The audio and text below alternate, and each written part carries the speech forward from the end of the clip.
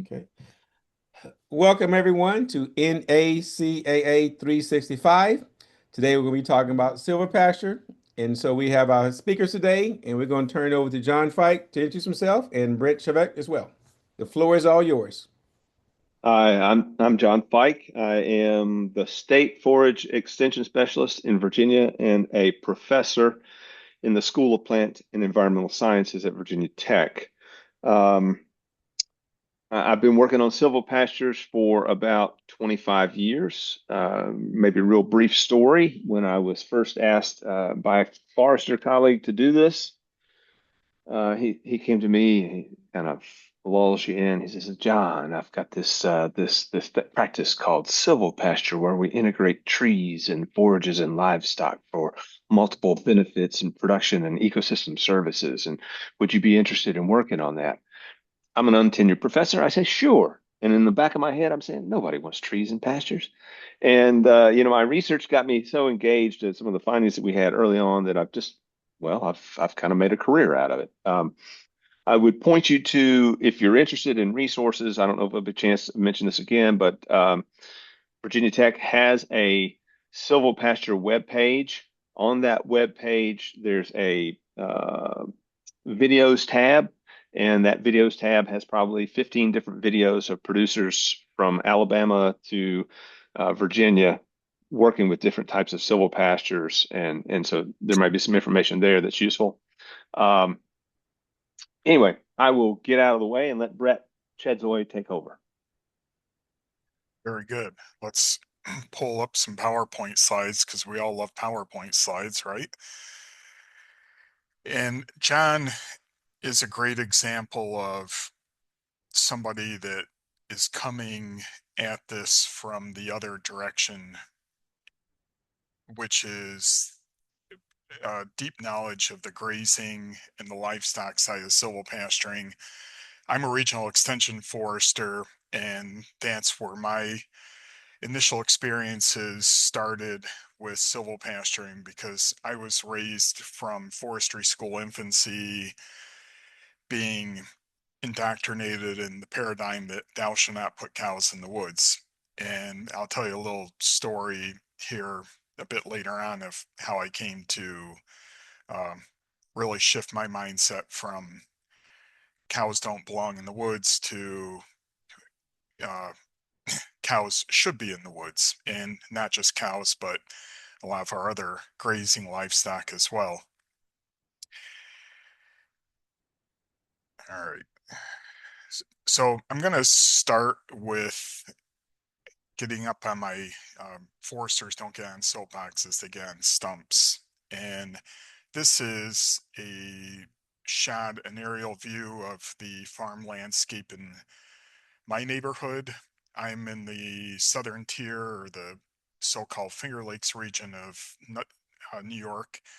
Our farm is in Watkins Glen, New York. Some of you may be familiar with Watkins Glen because we have a big NASCAR track here, and we have all these other beautiful things that about 2 million people come to our little itty bitty rural county every year to see, like the wine region and the Finger Lakes, which are deep glacial lakes, and Watkins Glen State Park. I hope I'm convincing some of you to make a trip up here if you haven't been here before. And you can see a little bit of the very north end of our farm in the bottom of that picture. Don't ask me why I screenshotted just north of our farm, but I think that this is very illustrative of what the farm landscape looks like in not just many parts of the Northeast here, at least when you get out of the mountainous areas. We have a lot of mountainous areas that are um, almost entirely covered with forest land. But when you get into our farm country, at best, it's always this roughly equal mix and juxtaposition of woodlands and farmland. Uh, and consequently, our average farm in this area is statistically, New York State's about two-thirds covered with forest. Probably not that dissimilar from many of the other states that are on the call today. In our area, though, our average farm probably has more woodlands than it does treeless or open lands. And, that all sounds like really good to people that embrace forests and all the good things that forests do for us. Many of those people that don't spend a lot of time in the forest, and maybe even when they are hiking through the forest or driving along the forest, they don't really take a close look at what's what exactly is going on in that forest land or that farm woodlot or woodland.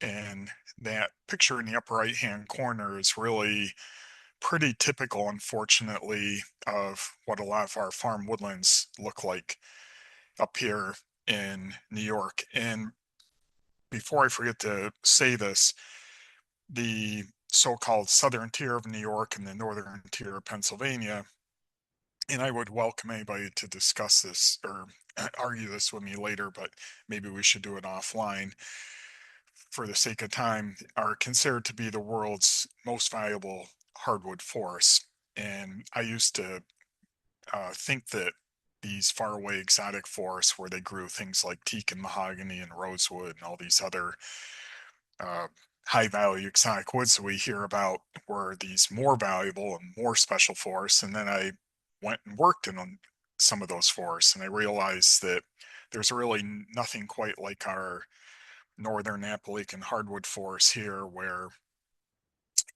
it's just full of high value, high quality species that the rest of the world craves for case goods manufacturing, things like flooring and cabinetry. Consequently, we have several mega mills in our neighborhood that I think the smallest of which saws about 100 million board feet a year for the foresters in the room.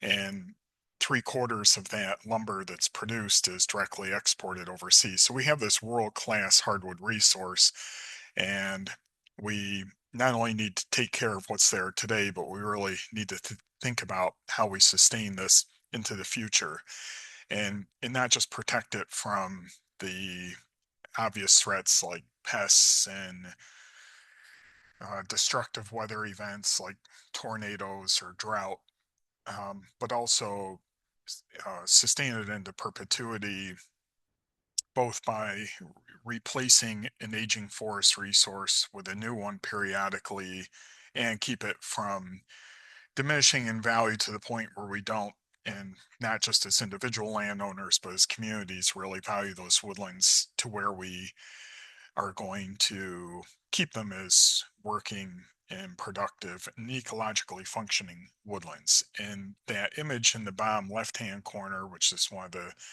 silvopasture areas here at our farm, to me, that's like the best of all the possibilities, because we're still growing all of our best trees or better quality trees on our farm. To do that, we've removed the lower quality trees, and not just lower quality from a timber perspective, but just in terms of the vigor and their future potential, and establish the forage.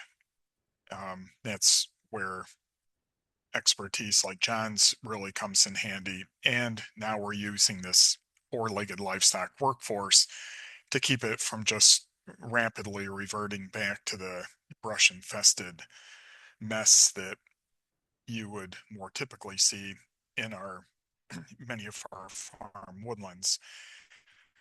This forester's story, silvopasturing story, started over 30 years ago in the early 90s after getting out of graduate school. I, and this was totally serendipitous, but I realized there were some other cool woods that I needed, or forests I needed to check out before I built my little cabin here on the farm and never left our little rural county again. So I wound up in the US Peace Corps in a program in Argentina that was focused on uh, technical cooperation. It was Peace Corps' early efforts to reinvent itself, get away from the more traditional Peace Corps program, whatever that might look like, and put professionals. I was one of the few youngsters in the group. Many of my, there were only 18 of us that ever served in Argentina because the Peace Corps realized it was like the most expensive place and you could ever possibly have a Peace Corps program. But um, we all came back with our memories and souvenirs, meaning many of us met our future spouses there. My work was to train the Argentine gauchos, they were cowboys, how to be loggers. The gauchos quickly decided that it was more fun just riding around on horseback and working cattle than it was doing hard logging work. So I don't know to what extent I was successful in my objectives, but I certainly came out there with a much different perspective on all things that I knew up to that point, including forestry. And one of those important changes in perspective was that you really can have grazing and livestock working together with forestry production systems. And for these ranchers, many of whom in Argentina, and this is probably true in many other parts of the world, you don't get a agronomy degree or a forestry degree. You get a comprehensive degree that really capacitates you to look holistically at the landscape because a lot of these farms and ranches, they have forest and they have farmland, and you're expected to be the person that can look at the big picture and know how to manage that. You don't necessarily need to go out and find a la carte expertise. So these ranchers have been planting trees for almost 20 years before I showed up, and then these trees are ready to start thinning and harvesting and kind of bringing this new made from scratch forest resource online. And um, the cattle, though, were really a key part of this because warm, dry winter seasons created big fire risks. And if you didn't have the cattle in there grazing the grass, then fires would um, probably cause disastrous losses. And the flip side to that was that the cattle benefited from the shade and shelter of these large scale afforestations, and the forages generally became shifted into higher quality, cool season type grasses and forbs because it was just a lot more organic matter and better microclimates for those. So I could talk on and on about Argentina, but maybe that's a, a webinar for a different time. After You should have bouncing at back and least forth, explained those pictures, man. uh, well, if you're counting there, that upper right hand corner, I think that's 80 sides of beef, and that was a friend's barbecue after Argentina won the World Cup a few years ago. So I guess if you're not reading between the lines, one of the things I like most about Argentina is the lifestyle and their culture of eating what grow. And I think for all the farmers and farm lovers tuning in today, I would say that we should do a better job of that in the United States, not just kicking back and making time for that important stuff, but really enjoying the fruits of our labors. And I think there was like a tanker truck of good Malbec wine in the background there somewhere. So um, we lived back in Argentina from 98 to 2002 because I work for an American forest products company in a very different part of the country, almost 1,000 miles north of where our ranch is. And I guess I didn't even fail to mention that. So the day before our wedding in 1994, I walked into the land lawyer's office, plopped down everything that I could beg, borrow, and steal up to that point, and we bought a ranch. And my wife Maria is from a large farming family there. Their big farm is down in the foothills of the Sierra Mountains. We're up in the Sierra Mountains. We're a cow calf operation. And even though we've now lived up here for over 20 years, where we raised we moved back to upstate New York when the kids were 1, 2, and 3, and settled back on the old family dairy farm. This is again in the Finger Lakes country in that top picture gives you kind of a view of what our rolling and somewhat rugged farm landscape looks like. And when you look at that, it's pretty obvious that this isn't row crop country. It's only crazy people back then would have gone back into dairy. Um, wasn't quite that crazy, and the grazing just seemed to be the best fit. So we were already ranching our place back in Argentina, and that ranch continues today, but only due to some exceptional people that have kept it going in our uh, absenteeism. But when we came back to the farm, we wanted to do something initially that just seemed like fun and a good time with the kids, and it was to largely raise our own food. And a few animals grew into hundreds of animals. Today, we farm about 1,200 acres.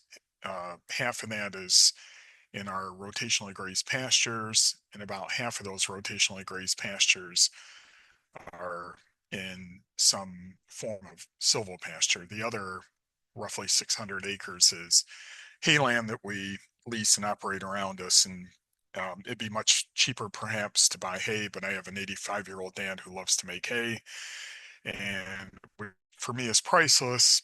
And it'd be very difficult to buy the amount of hay, and we graze about 8 months and bale graze for the other 4 months, but it'd still be difficult to source hay because there are no serious hay farmers in our area. Most importantly, if we don't lease an acre of land for making hay, somebody else swoops in there and plows it up and tries to be the next Titan row crop farmer, or the big dairies around us do the same. So uh, that picture in the lower left there, that's the Watkins Glen State Park Gorge, and some of our pastures go up to within less than 100 feet of the actual gorge itself. Everything on our farm flows into the gorge, and we realized early on that if we kept growing, we were going to need to do things a little different than sort of the traditional livestock farms in our area, where animals tend to spend the winters locked down in winter yard areas, or even barns, because it didn't take long for our growing herd to make mountains of mud that and all that nutrients flowing into uh, what's a very special watershed, sort of the heart of our tourism and our uh, local community. So we don't want to be the big livestock farm that was dumping literally tons of nutrients into that watershed every year. And by using not just the more traditional looking pasture parts of our farm, but the entire farm, including the woodlands, which I should point out were more or less on the same sites, soils, and slopes as the pastures. It really helped us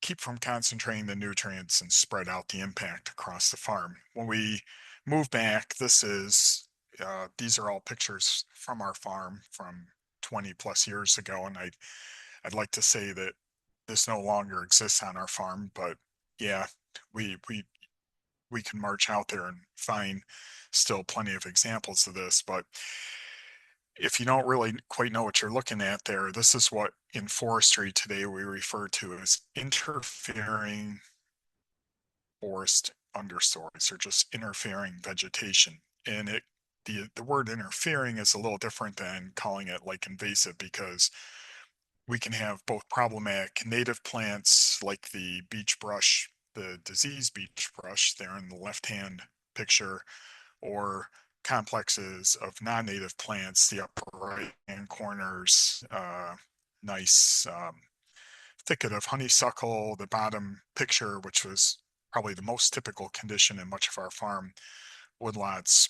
Essentially every noxious invasive plant that grows in this part of the world is in that picture. There's European buckthorn, multiflora rose, barberry, privet, oriental bittersweet, uh, and I think some more.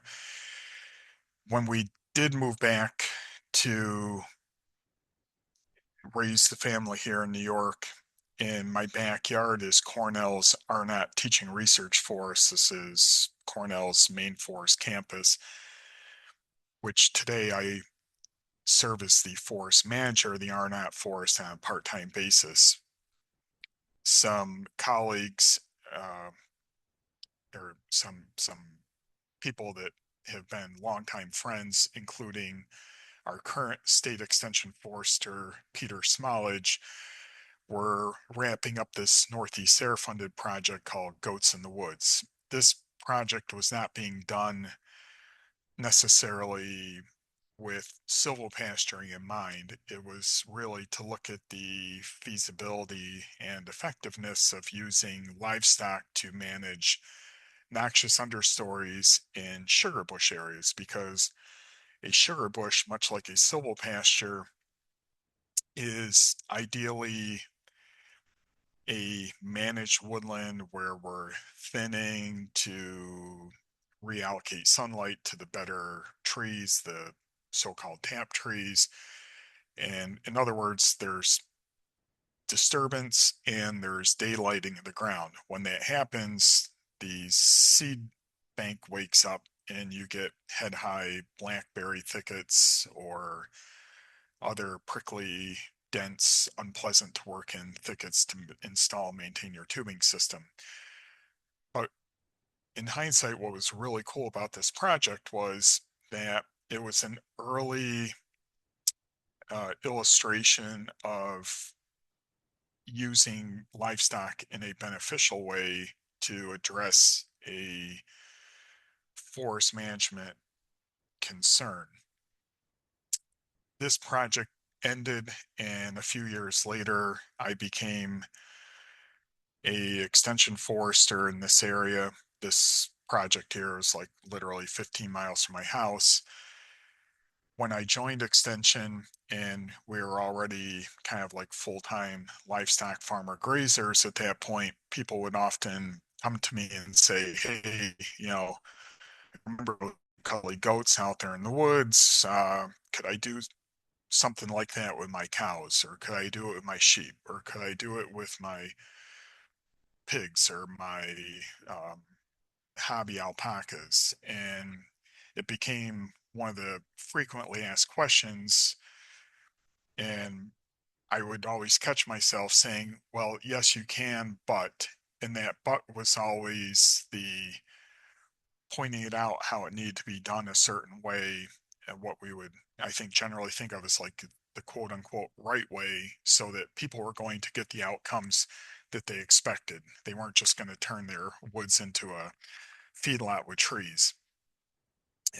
But that was really what I would blame or credit, depending on the day, with starting the early interest in pasturing. And then we were also starting to learn about others like John and his colleagues at Virginia Tech, sort of on these concurrent paths. And um, I meant to, by the way, thank Diane for helping make this connection to do this webinar today. And I've been following some of the work being done at other states like Wisconsin and Minnesota. And it's really encouraging to see a number of different groups and individuals in a number of different states and regions all paving the way for silvopasturing in their own uh, neck of the woods. And, it's not, I feel honored to be asked to come and share with you a little bit of what we're doing up here, but I want to acknowledge that there's a lot of other good work being done everywhere else. I'll mention our upcoming symposium at the end, but we're really going to strive to capture those experiences from all across at least the eastern US.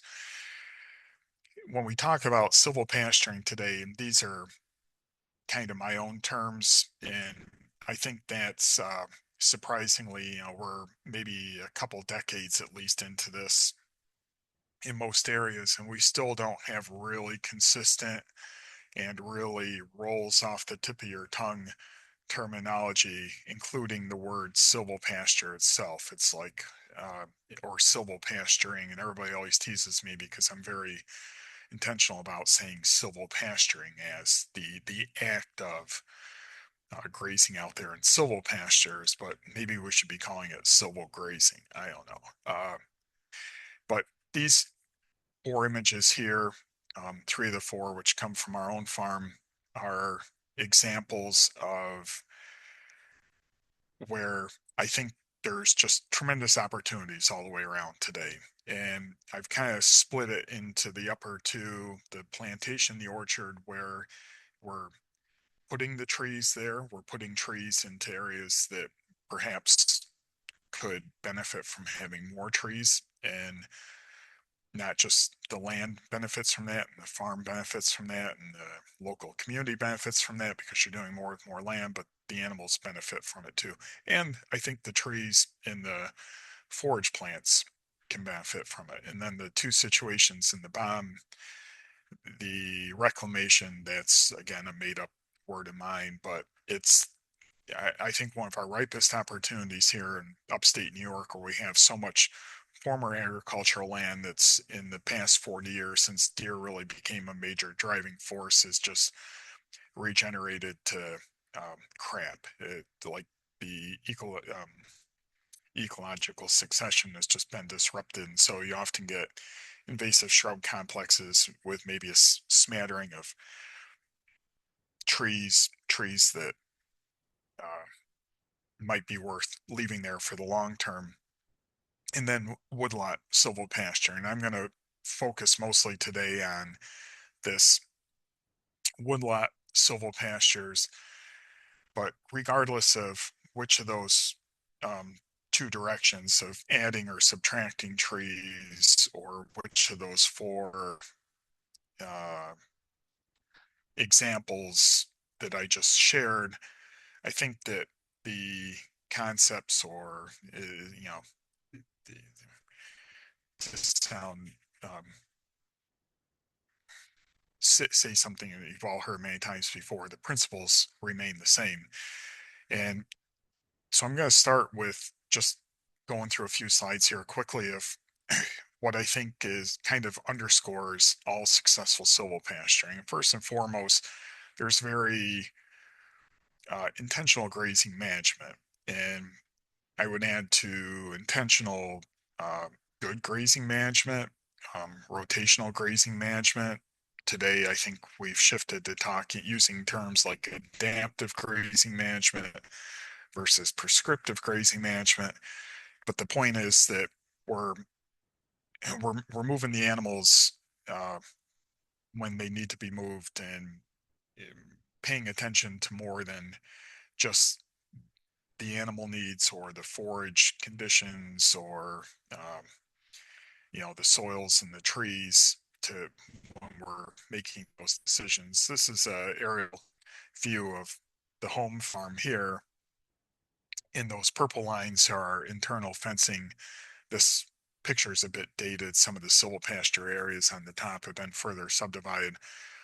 The point being, though, that we've got our farm chopped up into a lot of individual paddocks, and the animals are always on the move, which allows us to have the long rest and recovery periods. And that rest and recovery is really the key to minimizing the things that have given cows in the woods a black eye in the past, where bored and restless animals become basically destructive animals, and they do things like chronically compact the soil. And um, that common criticism of cows in the woods was they would eat all the baby oaks and bull trees. Well, if you think back to some of the images I showed at the beginning of the interfering vegetative understories, you don't even have the baby oaks and maples. You just have these pervasive and persistent noxious plants. The other key concept is that we are using animals to manage the conditions in our silvopasture understories, because unlike our treeless pastures or open pastures, we can't just hook on the brush hog or the spray tank or the plows and go out there and fix our poor grazing management. Because there's all these objects in the way, these immovable objects. So we have to really hone our grazing skills and figure out how to orchestrate that, not only grazing behavior, but the grazing impact to promote more of the good stuff, continuously try to keep shifting our silvopasture understories into ever better quality and more persistent mixes of grasses and forbs and even woody plants, and less of the conditions that allow the not so desirable plants to take over again.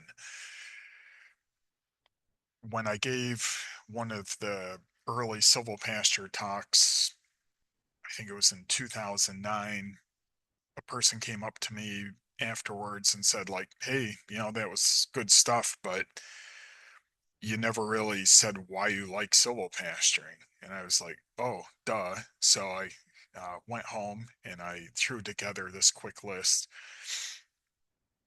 And probably, whatever we are now, 15, 16 years later, I could maybe tweak some of this a little bit or add some things, maybe not subtract things.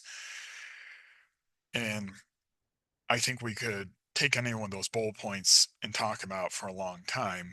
Uh, and some of this stuff is really obvious, like increasing the productivity of underutilized land. And we have literally millions of acres. And by millions, I mean, we have an estimated easily 3 million acres in New York State that, even when you add all the filters, probably the biggest unknown being landowner willingness, but when you filter it by like proximity to existing livestock operation, suitable site quality, in other words, not like a wooded wetland or things like that.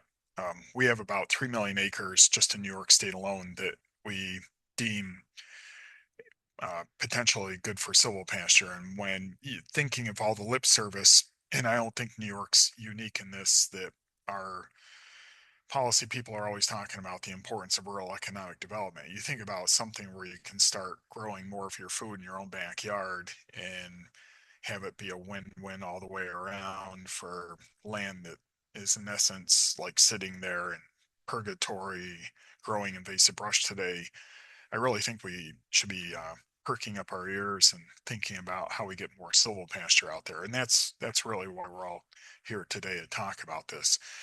Some of these things, though, are less obvious in that illustration there, the cow nibbling on the low-hanging branch. To me, that's like one of the more fascinating things about silvopasturing. And any of you who are grazers or out there working with grazing farms,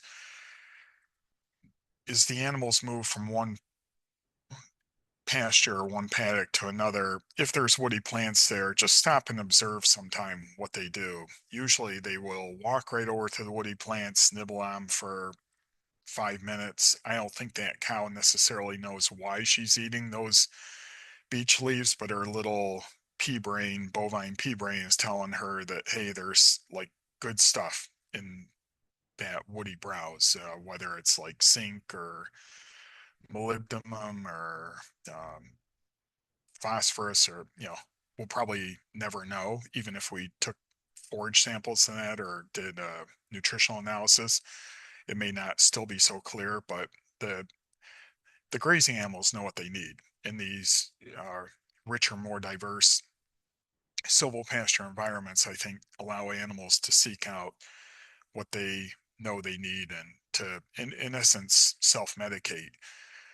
We did our inaugural silvopasture conference in 2011. We call it the Northeast Silvopasture Conference, and one of our speakers was this homeopathic veterinarian, Jerry Bernetti, who Jerry passed away probably about 6 years ago, and we lost a great mind to be able to turn these seemingly complex, inelegant, natural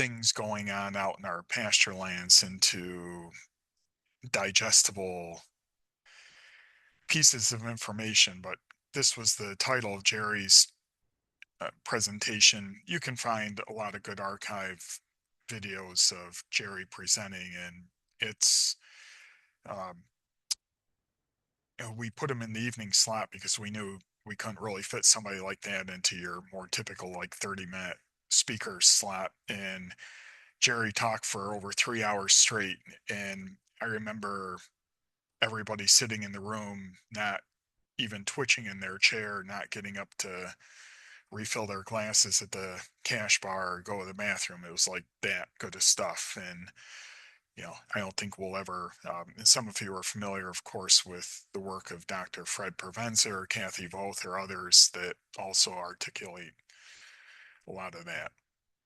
Here's an obvious plug for Silvopasture. It wasn't even on my original list. We can be growing multiple crops on the same land, and this is one of our black walnut, black locust silvopasture plantations.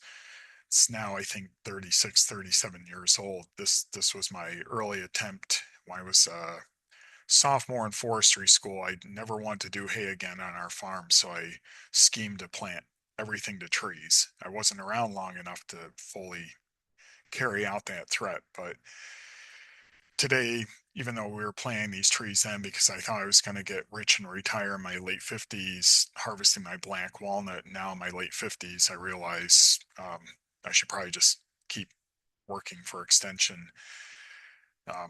Maybe someday my children will harvest these trees. This is an old picture, by the way. Those trees have grown quite a bit since, but because we did plant black locust as part of the mix, we have harvested tens of thousands of dollars of worth of black locust fence posts that we've used on our farm.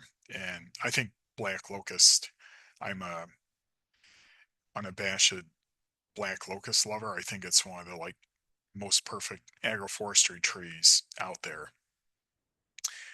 If you're into carbon, and I think all farmers should be into carbon, uh, whether or not we actually ever get paid for capturing and storing carbon remains to be seen, or at least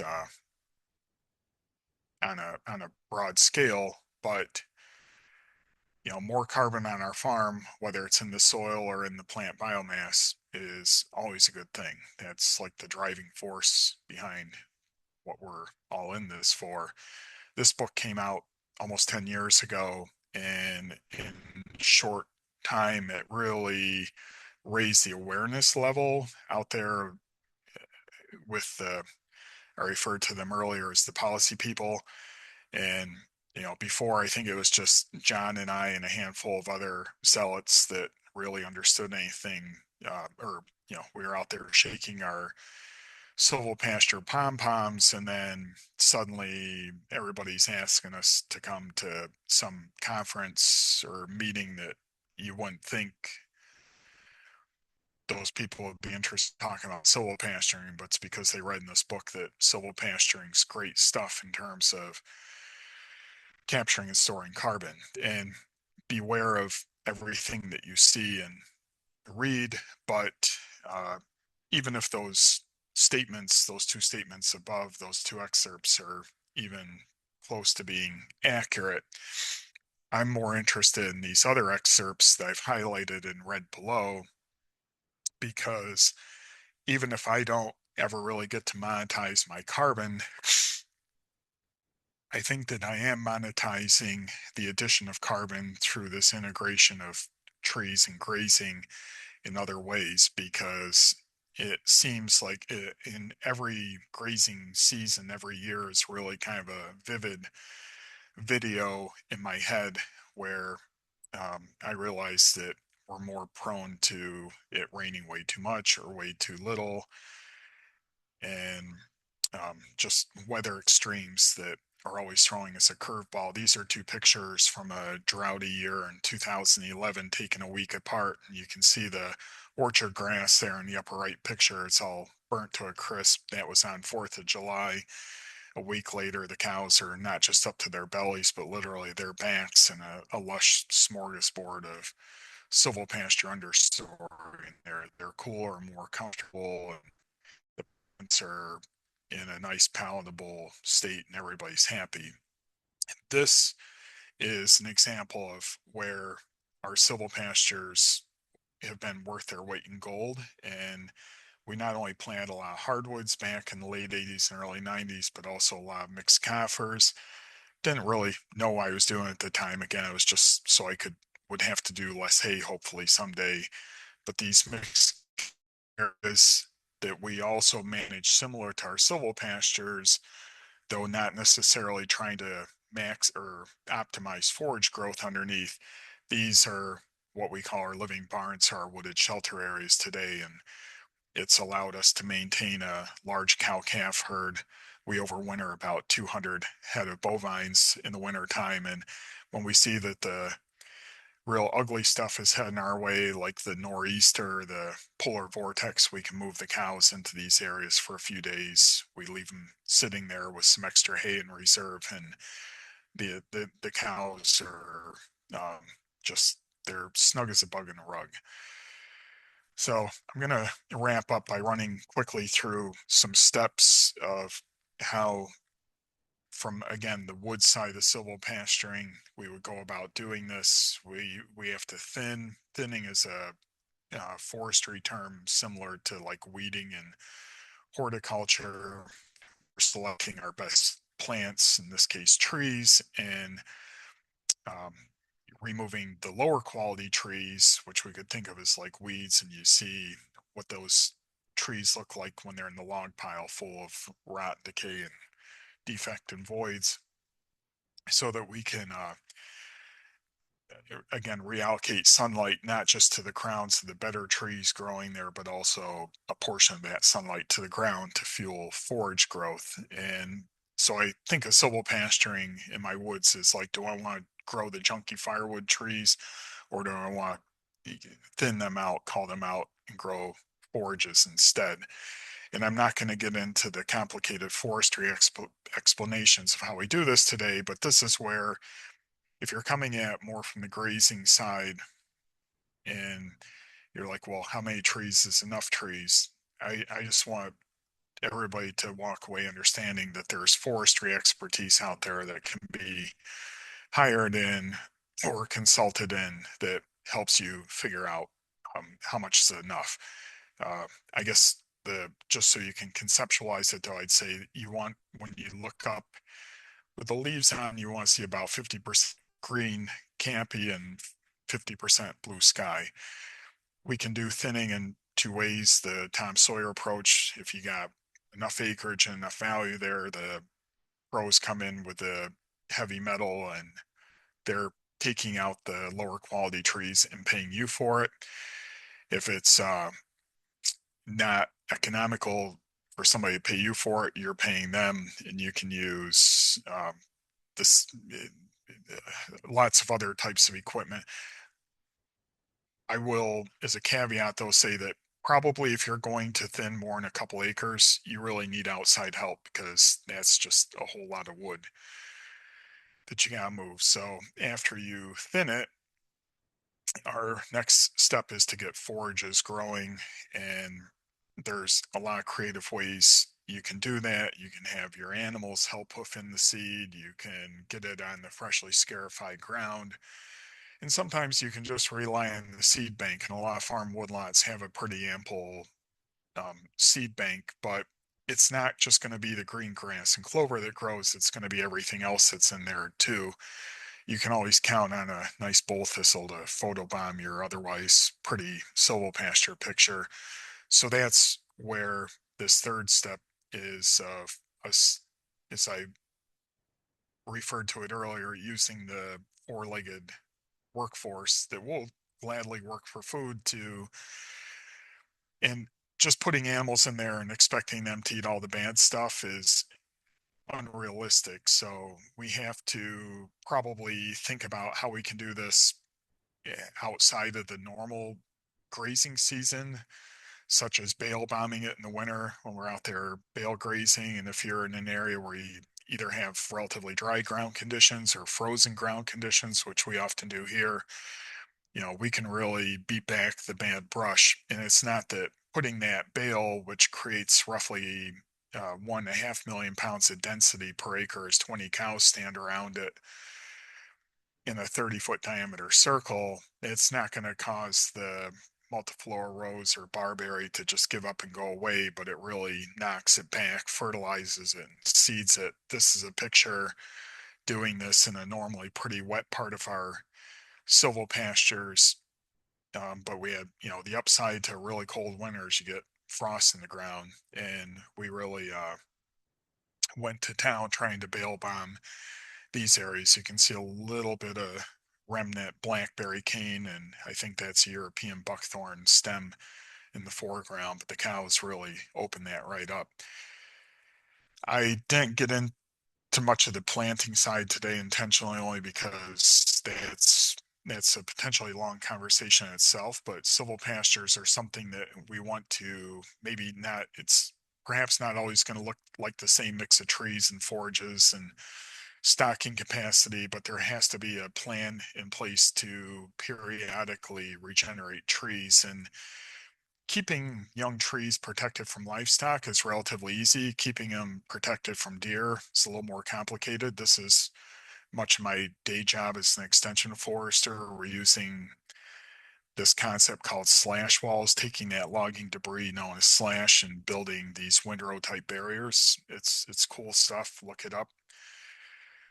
If you are going to plant, though, you do the paper and pencil exercise ahead of time, know what the purpose of planting those trees are, and if you're going to get enough net benefit out of it in return. And more, probably the most important is don't bite off more than you can chew. You get trees, you order trees, you get them in the ground. That's just the starting point to keeping those trees alive and really getting them successfully established. And I'm encouraged to see that there's more and more of these young kind of companies out there that are doing these kind of turnkey services for farmers that want to do it, because farmers, they have the will but maybe not the time to do it. And then, since I'm talking with a bunch of extension colleagues today, we have some good stuff. John mentioned their silvopasture resources. We have ours. If you just search Cornell silvopasture, you'll find these things either on our forestry extension site or now in the Cornell small farm site. This site evaluation exercise, by the way, is something I would recommend thinking about doing when the farmer calls you up and says like, "Hey, I heard about this silvopasture stuff. Can I do it?" And if you don't want to miss out on good stuff in the future, consider joining our Silvopasture forum. It's that Ning address there, not because we expect you to sit there and browse it every night and post a bunch of things, but when we do some big splashy events once a year or two, and anybody else's events, we put them on there and then periodically message everybody and say like, "Hey, check this out." And there's a couple examples there of some important silvopasture events that we've done in recent years, and then our upcoming symposium at the Rodale Institute end of May. Join us. You won't be disappointed.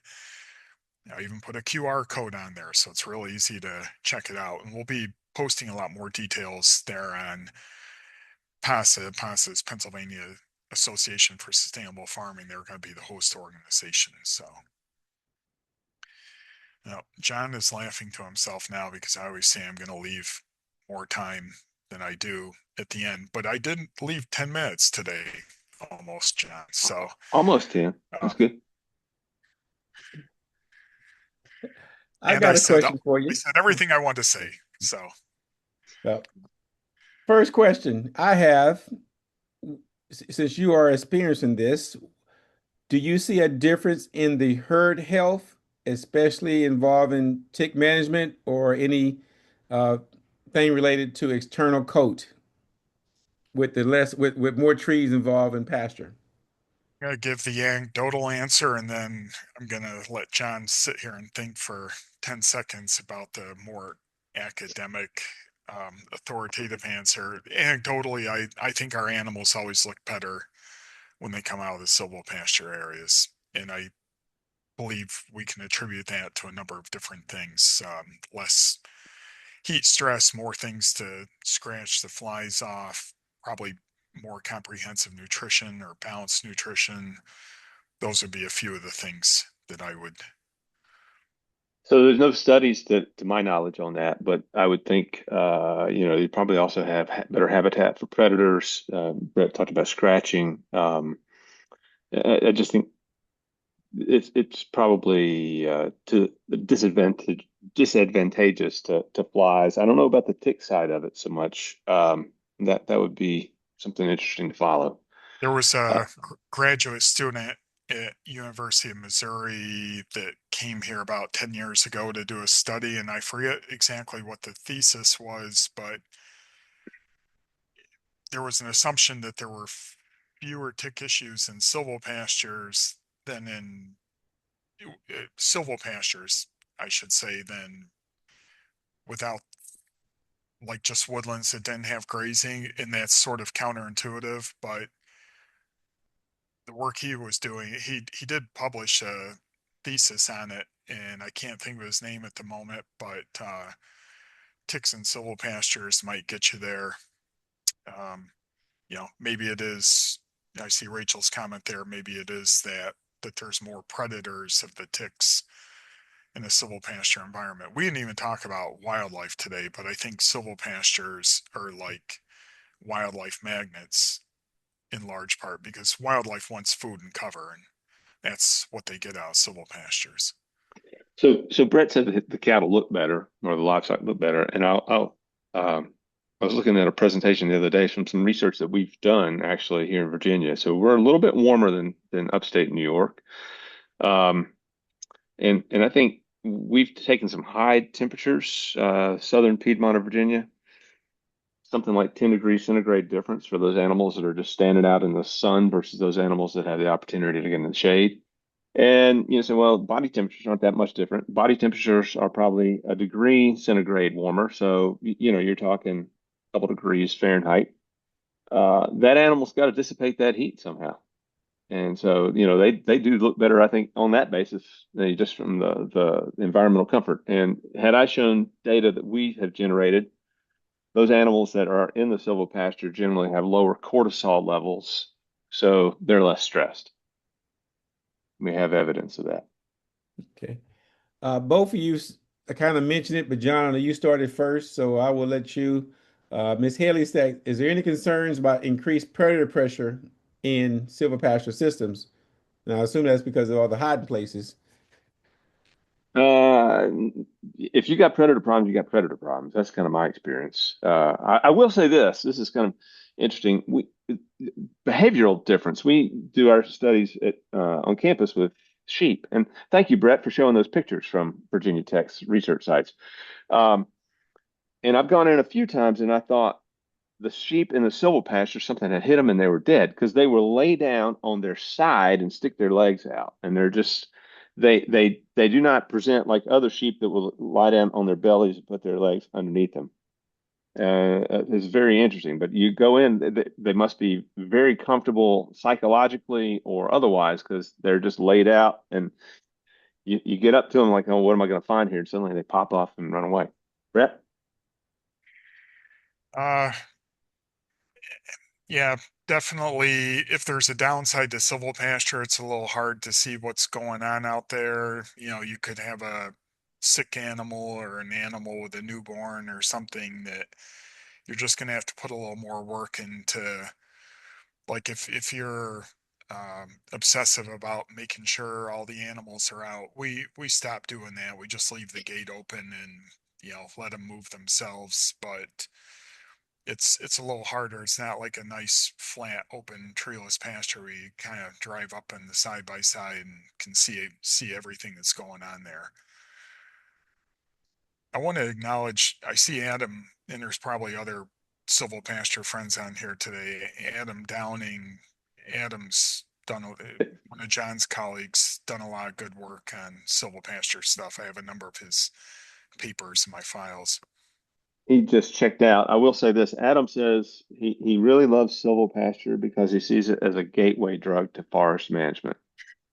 I mean, once because there's so many people that have woodlands, woodlots, whatever, that's unmanaged.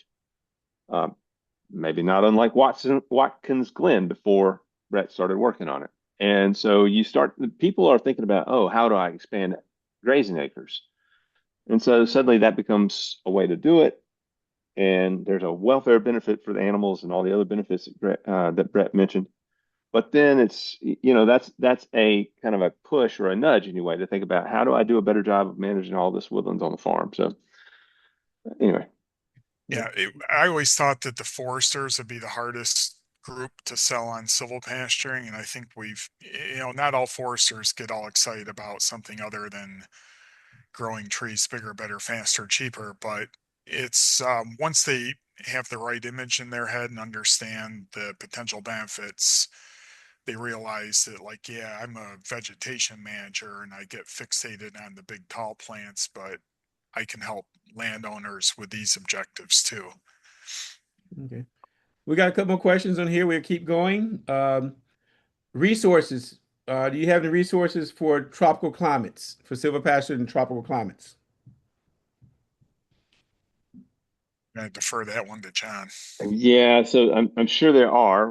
What tropical climate are we talking? Because there's a lot of silvopasture work that's being done in Brazil. There's Caribbean basins silvopasture, and so yes, it's out there, I'm sure, but I'm not going to push you any direction until I know which way you're trying to go. I'll let her come off mic if she wants to. Uh, she says she's located in Uh, Hawaii. yes. Let me do a little digging for you. Okay. My email address is jfike at VT, like Victor Tango, VT.edu. So I may need a prompt. I don't have your email address, Yun Wen. So just send me an email and I'll see what I can do to help you. We Okay. have some colleagues out in Hawaii doing some agroforestry work that we could probably put you in touch with. Okay.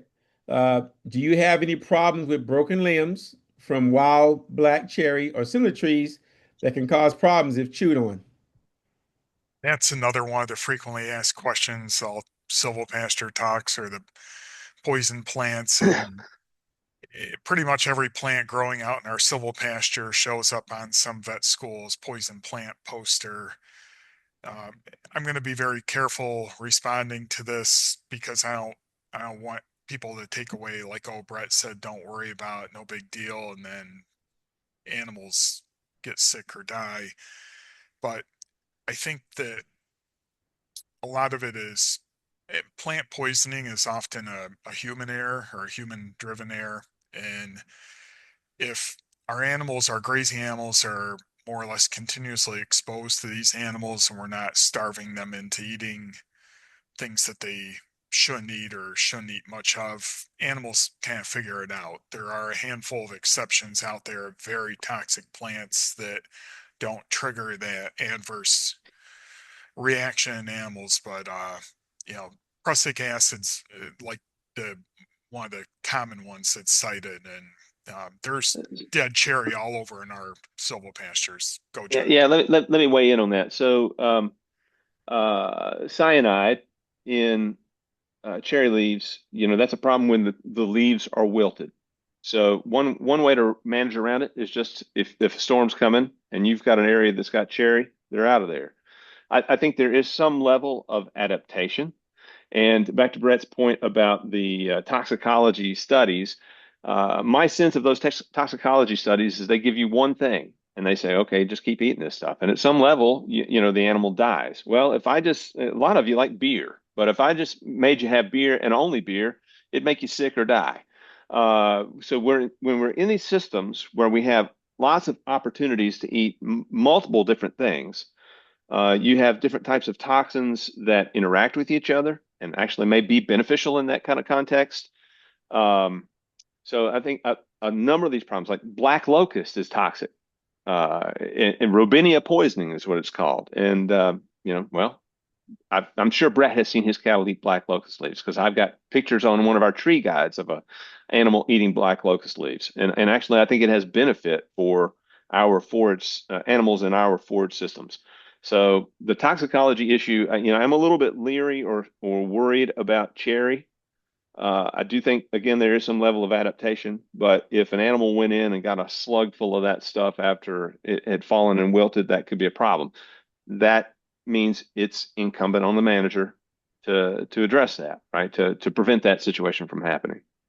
Okay. Always count on John for a good beer analogy. Okay. I'm not even a big beer drinker, but I like to talk about it.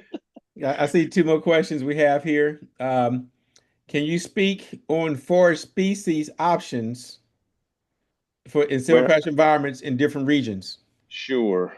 Uh, Brett showed you pictures, I think, have a lot of orchard grass. I don't know if he's got smooth brome, probably has a little bit of tall fescue. There may be bluegrass, timothy, and other things like that. In cool season systems, those are our primary targets. Orchard grass, as the name might imply, has a fair degree of shade tolerance. Um, our native warm season grasses, of those, probably eastern gamma grass has some of the most shade tolerance.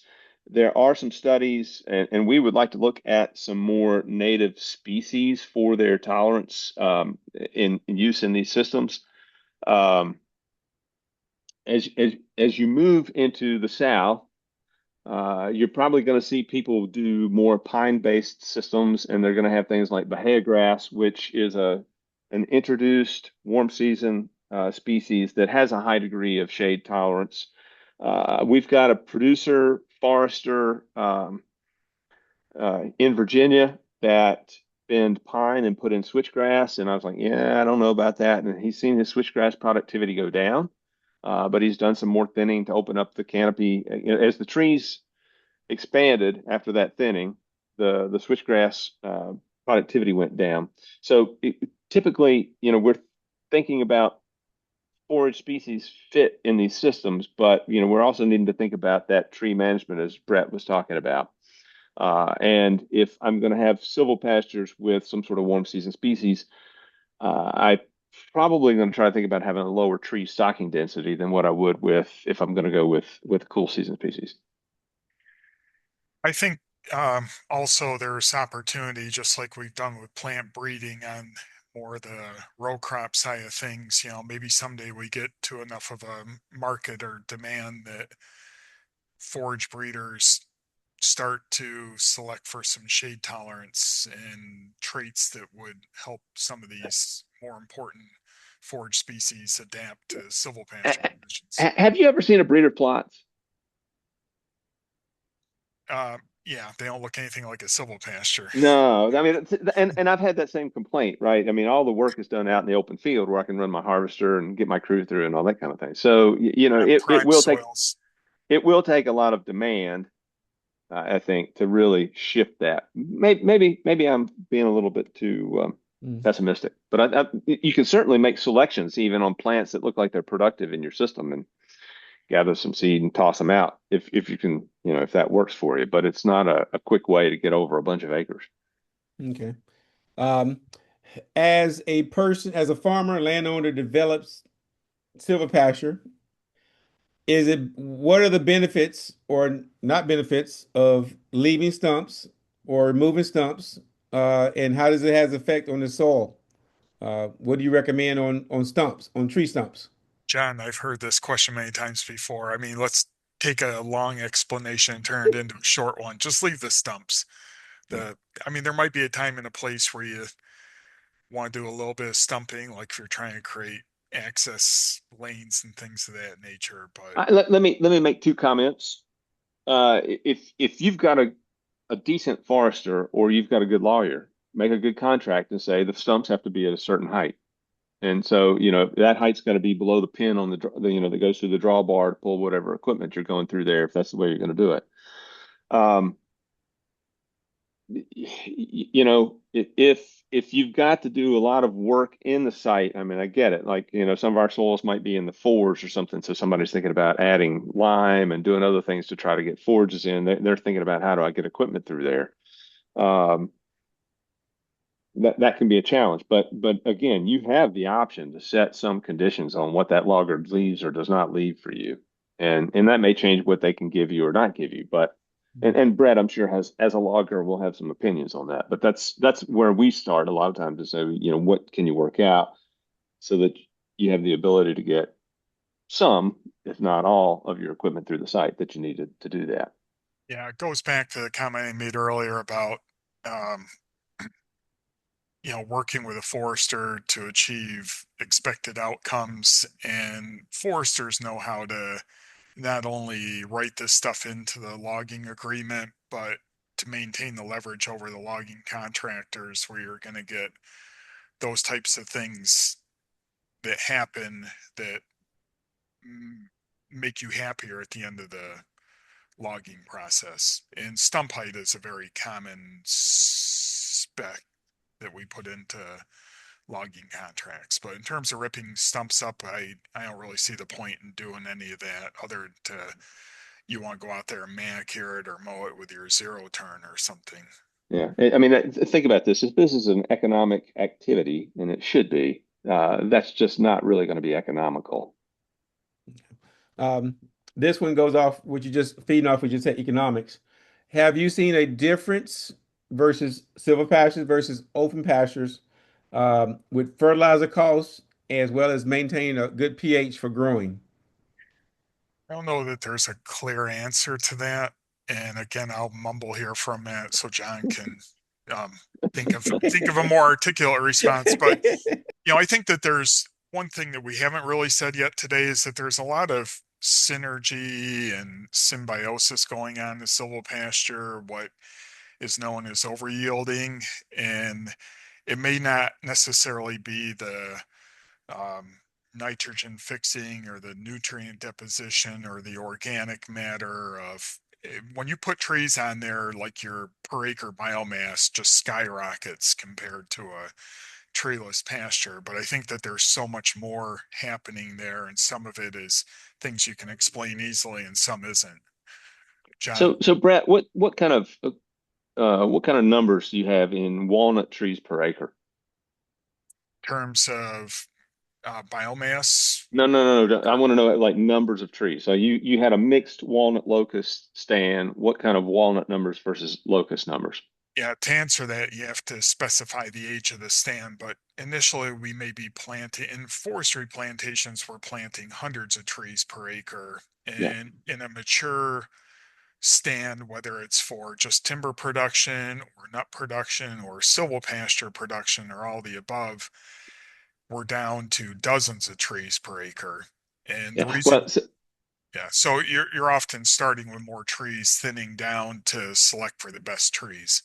right. So the reason I ask is so the research site that I have, uh, the original planting was a 8 feet in the row distance by 40 feet between row distance, and that has been thinned over time to 40 by 40.